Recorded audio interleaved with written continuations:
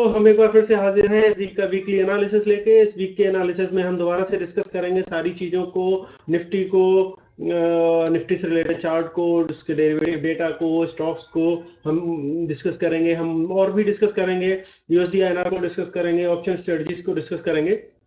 तो हम आगे बढ़ेंगे उससे पहले एक बार मैं आपको बता दूं कि हमारे क्या सेगमेंट्स रहेंगे और क्या फ्लो रहेगा, किस फ्लो में हम डिस्कस करेंगे। तो सबसे पहले हम करेंगे रीकैप में हम डिस्कस करेंगे लास्ट वीक में हमने क्या सारी डिस्कशन किया था निफ्टी को लेके, और उस डिस्कशन में हमारा क्या प्लान बनाया था, क्या स्ट्रेटजी बनाई थी, क्या स्टॉक हमने डिस्कस किया था जो कि बजाज फाइनेंस था। तो बजाज फाइनेंस ने अच्छा खासा मूव किया है लाइन विद स्ट्रेटजी, सो हम उसे भी डिस्कस करेंगे। और फिर उसके बाद हम मूव करेंगे इस नेक्स्ट वीक के वीकली एनालिसिस के लिए, राइट। तो नेक्स्ट वीक के वीकली एनालिसिस में हम दोबारा से डिस्कस करेंगे कि हमारी स्ट्रेटजी रहेगी, कि निफ्टी कैसे बिहेव कर सकती है, क्या क्या स्टॉक्स रेडार पे हो सकते हैं, उससे रिलेटेड दूसरे पैरामीटर्स हैं like PCR, put call ratio, India VIX, chart, derivative data, इन सारी चीज़ों को हम एनालिसिस करेंगे। हम ऑल्सो एनालिसिस करेंगे कि क्या हमारी ऑप्शन स्ट्रेटजी हो सकती है।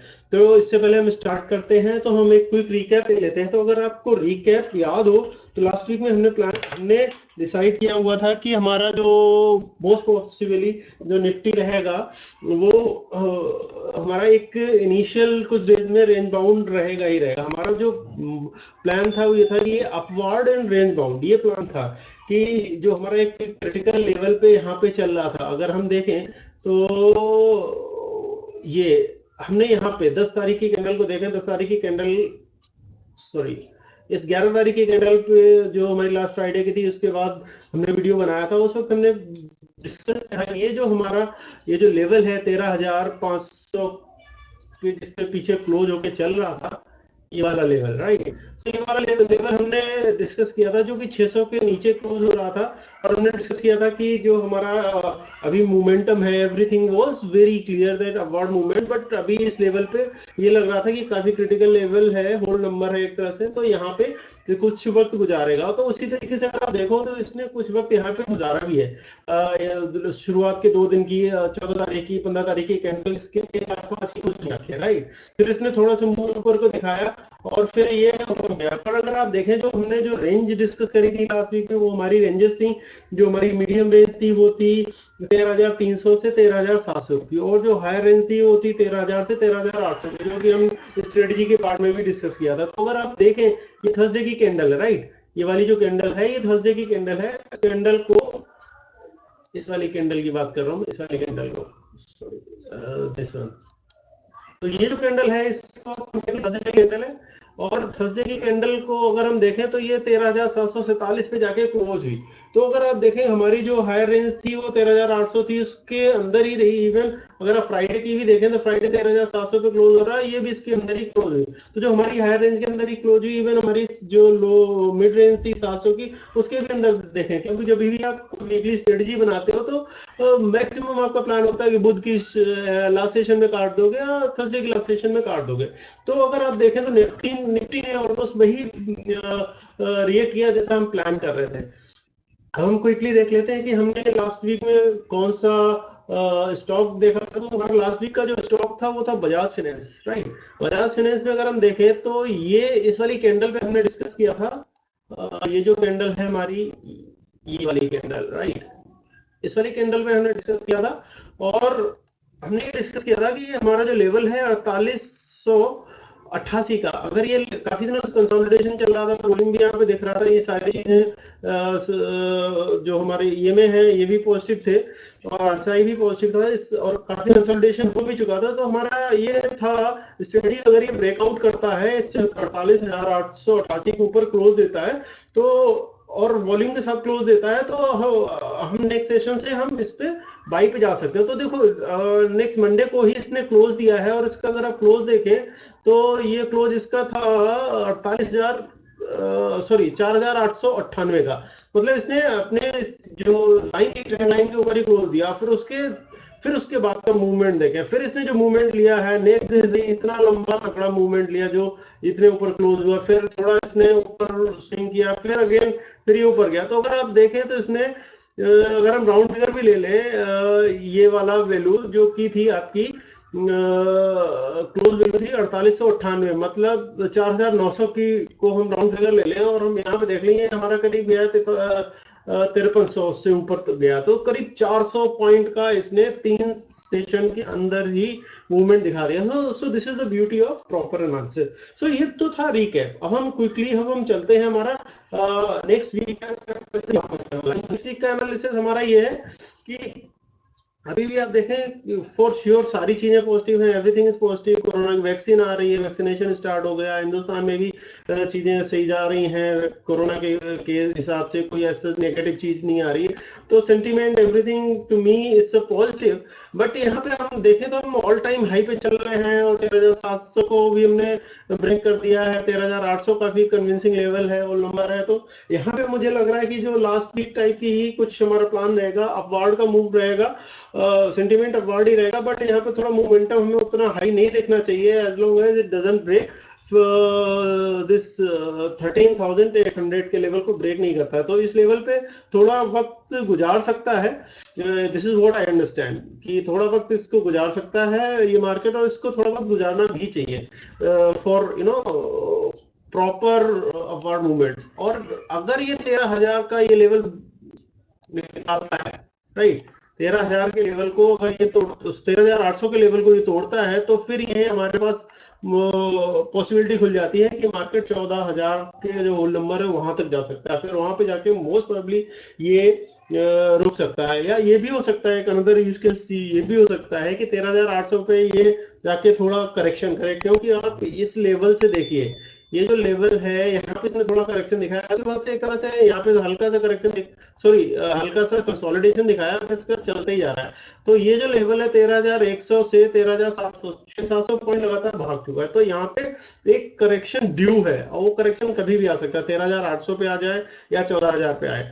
तो वो हमें देखना होगा उस वक्त, उस दिन का प्राइस एक्शन को देखना होगा, उसी हिसाब से हमें आगे बढ़ना होगा।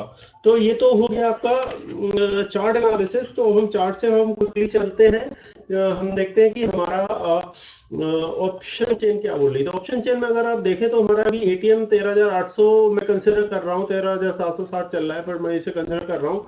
यहाँ पे देखें तो अगर हम ऊपर की साइड पे देखें तो 14,000 पे हमें काफी वॉल्यूम दिख रहा है, सॉरी ओआई दिख रहा है, 44,800 का ओआई दिख रहा है। फिर नेक्स्ट 14,100 पे 23,000 का ओआई दिख रहा है। दोनों पे ओआई बढ़ा है, राइट। इससे 12,376 बढ़ा है, इसमें 10,400 बढ़ा है। फिर उसके बाद अगला लेवल बीच में भी 15,000 18,000 के आसपास है। बट अगला लेवल मुझे जो दिख रहा है, जो कन्विंसिंग काफी जिसपे ज्यादा वॉल्यूम दिख रहा है, वो 27,000 और जो अप्रोक्सीमेट 28,000 का वाई है, वो करीब 10,500-600 का वाई ऐड हुआ है। अब हम क्विकली पुट साइड में जाते हैं, पुट साइड में देख लेते हैं 13,700 पे 31,000 का वाई है।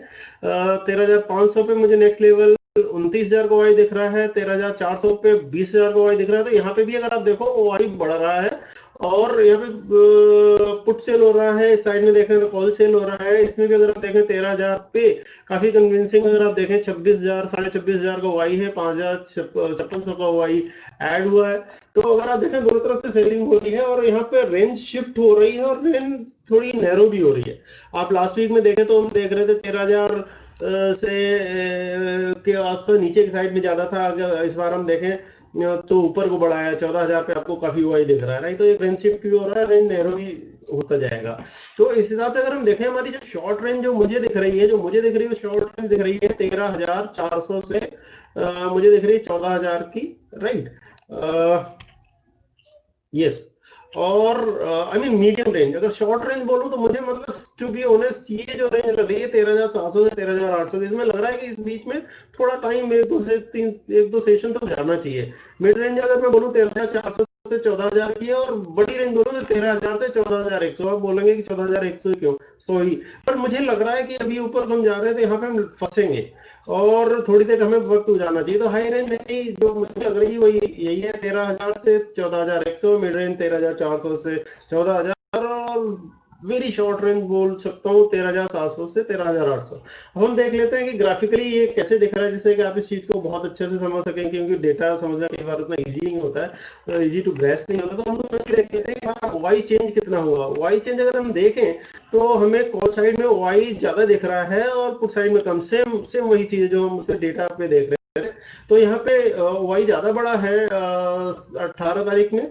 और उसके बाद अगर हम क्विकली देख लें टोटल वाई कितना है, तो टोटल वाई देखें लगभग जैसे दिख रहा है 14,000 में बहुत तगड़ा दिख रहा है। और यहाँ पे देखें 13,700 पे और 13,700 13,800 पे अगर हम देखें तो ये दो टॉवर खड़े हुए हैं, ये पुट का टॉवर खड़ा हुआ है, कॉल का टॉवर खड़ा हुआ है। तो जैसे मैंने पहले ही बोला था कि 13,700 13,800 एक छोटी रेंज निकल के आ रही है, इसके बीच में टाइम कर सकता है।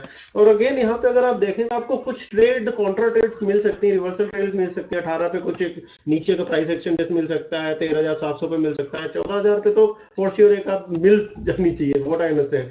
बट एज यू नो ये थोड़े दिन रेंज में जाएगा, तो मुझे क्या लग रहा है जैसे ही डिप होता है तो आपको सेंटीमेंट सारे पॉजिटिव ही हैं अभी भी, भले चाहे कॉल ऊपर देखा फिर, तो आपको एक नीचे के जो लेवल्स हैं 13,600 13,500 या ये जो लेवल्स हैं इन पे आपको ऊपर की ट्रेड्स मिल सकती हैं। बट व्हाट आई अंडरस्टैंड अगर शार्प करेक्शन आता है 13,400 टूटता है, तो 13,400 से 13,000 के बीच में मुझे बहुत बड़ी कोई हर्डल दिख नहीं रही, राइट। तो ये तो हमारा हो गया इसका ऑप्शन चेन के बेस पे हमारी क्या रेंज है, ये भी मतलब हमारा बैकअप कर रही है, सेकंड कर रही है जो हमने चार्ट पे रेंज का हम देख रहे थे। अब हम क्विकली चलते हैं कि हमारा पीसीआर और मैक्स 10 क्या बता रहा है। तो पीसीआर हम क्विकली देख लें कि बीच में बहुत मजे की चीजें हुई हैं। लास्ट वीक में हमारा पीसीआर ये देखिए 1.74 हो गया था 16 दिसंबर को, 17 दिसंबर 1.88 which was extremely high, मतलब कि सारी चीजें पॉजिटिव थी, बट फिर भी ये एक ऐसा पैरामीटर था जो बहुत दिखा रहा था, जिसकी वजह से अगर आप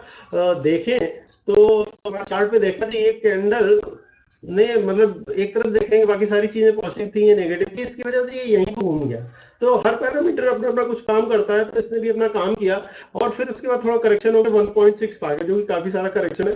तो अगर आप इस हिसाब से देखें तो अभी इसे मतलब कि हम बोल सकते हैं अभी भी वाई के बेस पे सेंटीमेंट के हिसाब से इस के आप मतलब कि पॉजिटिव मूड ही रखिए, राइट। हाउएवर बी कॉशियस, मतलब बिल्कुल रिलैक्स मत होइए, be cautious but positive mood ही रखिए, ऊपर की तरफ रखिए, जब भी नीचे आए आप ले लीजिए। अगर आप 13,800 टूटता है तो फिर 14,000 की बिट कर सकते हैं, सॉरी हाँ 14,000 की बिट कर सकते हैं। ओके, सो ये हो गया आपका। अब हम देख लेते हैं मैक्स पेन क्या बोल रहे हैं, क्विकली मैक्स पेन देखते हैं। मैक्स पेन किधर गया, 1 सेकेंड, ओके। कुछ चीजें कई बार थोड़ी सी स्लो हो जाती हैं, तो जस्ट वेट फॉर इट। तो max pain as you know max pain में क्या होता है कि मैक्स पेन आपको एक बताता है कि एक्सपायरी किसके अराउंड होनी चाहिए, बट अगर आप रिसेंट कुछ वक्त से देखें max pain is not that much effective, right. Max pain में भी रेंज धीरे धीरे ऊपर बढ़ती जा रही है। होता क्या है जब चीजें बहुत वोलेटाइल होती हैं, अभी मतलब ये पूरा 2020 ही बड़ा खतरनाक से गया, कोरोना हो गया, ये हो गया, चाइना, ये वो सारी चीजें चल रही हैं, तो यहाँ पे आप की चीजें जब चीजें बहुत वोलेटाइल हो जाती हैं तो मैक्स पेन उतना इफेक्टिव नहीं रहता। बट यस, हम इसे छोड़ते हैं, मैक्स पेन को करते हैं क्योंकि इतना इफेक्टिव नहीं हो रहा है और एक्सेसिवली टाइम लग रहा है, तो लेट्स लीव इट। अब हम क्विकली देखते हैं इंडिया विक्स में। अगर हम देखते हैं तो इंडिया विक्स को आप देखें, लास्ट इंडिया विक्स या करंट इंडिया विक्स चल रहा है 18.622। आई मीन ये वहीं पे चल रहा है, ये इट्स राइट, इसे सही बोल सकते हैं। तो it is also giving a support of positive sentiment itself, right.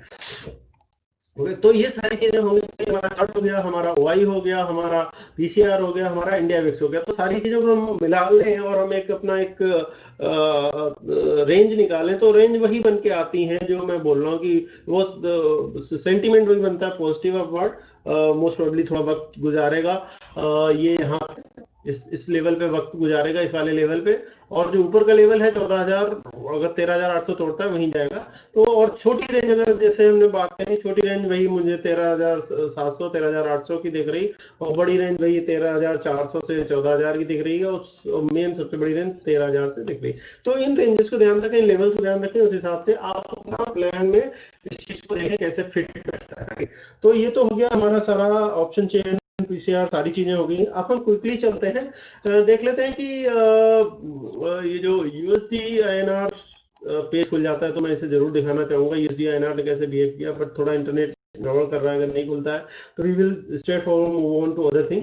और अगर बीच में खुल गया तो मैं आपको दिखाना चाहूंगा कि यूएसडी आईएनआर का क्या था। हालांकि यूएसडी आईएनआर ने भी वैसे ही बिहेव किया जैसा कि लास्ट वीक हमने प्लान किया था, बिल्कुल वहां पे एक डिमांड जोन में बैठा हुआ है और अभी भी वहीं पे बैठा हुआ टाइम गुजार रहा है। तो ऐसा ही कुछ होना चाहिए, या तो टाइम गुजार के फिर ये ऊपर जाएगा। तो हम चलते हैं देख लेते हैं लास्ट वीक की हमारी स्ट्रेटजी ने कैसे बिहेव किया था। लास्ट वीक की स्ट्रेटजी जो हमारी थी, अगर आप उसे देखते हैं तो लास्ट वीक की स्ट्रेटजी हमारी करीब 2% का इसने हमारा दिया था, जो कि हमारी हमने आयरन कॉन्डोर बनाई थी। इस वीक में मुझे वक्त नहीं मिला तो मैं बना नहीं पाया, हालांकि लेवल्स इस वीक भी मेरे वही ये होते 13,400 से 14,000 का या 14,100 का लेवल बना के ही मैं डालता।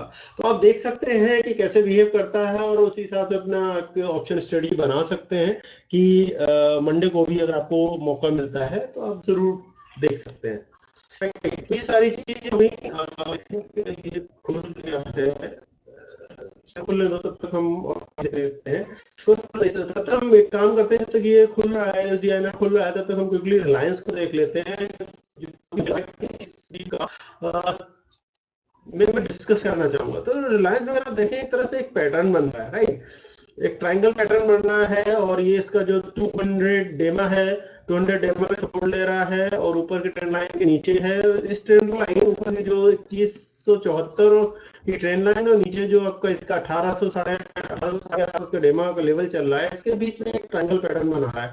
तो व्हाट आई थिंक, अगर आप देखो तो ऊपर से नीचे होता जा रहा है, ये समवेयर ब्रेकआउट के आसपास आ गया है। बट मुझे क्या लग रहा है कि अगर आप देखें, काफी सारी चीजें बिजनेस के एस्पेक्ट्स में काफी सारी चीजें पॉजिटिव हो रही हैं, लेकिन साथ में अगर आप देखें तो जो किसान एजिटेशन चल रहा है, किसान आंदोलन चल रहा है, उसमें काफी रिलायंस के लिए नेगेटिव चीजें हो रही हैं, लोग पोर्ट करा रहे हैं, तो थोड़े सेंटिमेंट नेगेटिव हो जाते हैं। That could be the reason. Otherwise what I think there should have been some breakout for now by now. Okay, तो अभी हम थोड़ा इस पे आप नजर रखिए, जब भी इसमें कोई ब्रेकआउट आता है तो अगर आप देखें दोनों तरफ से ही 2-4% का कुछ यहाँ पे 2000 से लेके करीब 150 पॉइंट का इधर का दिख रहा है, और नीचे अगर देखें यहाँ पे भी अगर आप देखें तो यहाँ पे भी करीब 150 पॉइंट का जो है वो चल रहा है, एक पॉसिबिलिटी मुझे देख रही है, राइट। तो इस चीज का आप अच्छे से ध्यान रखें और इसी हिसाब से प्लान करें। तो ये तो हो गया हमारा इस वीक का चार्ट, राइट। तो हमने डिस्कस कर ली है, ऑलमोस्ट सारी चीजें ही डिस्कस कर ली हैं। ऑप्शन स्ट्रेटजी डिस्कस कर ली है, नेक्स्ट वीक का हमने चार्ट डिस्कस कर लिया है, ओआई डिस्कस कर लिया है। So thanks. So we can conclude with this video. Thanks a lot for watching this video. Before moving on, I humbly request you all to subscribe my channel. Bell icon को दबाएं जिससे कि आपको notifications मिले, timely आपको सारे notifications मिल जाएं। और जो भी मैं वीडियो अपलोड कर रहा हूँ, पीछे लास्ट वीक में मैंने आईपीओ का, मिसेस बेक्टर आईपीओ का अपलोड किया, इस बार नेक्स्ट और आ रहा है वेस्ट का, एक और वेस्टेज कंपनी है Antony waste I believe, right. So उसका आईपीओ आ रहा है, उसका आईपीओ बनाऊंगा तो वो भी आपको मिल जाएगा। So please keep watching, keep commenting, keep subscribing and clicking the bell icon. Thanks a lot for watching this video.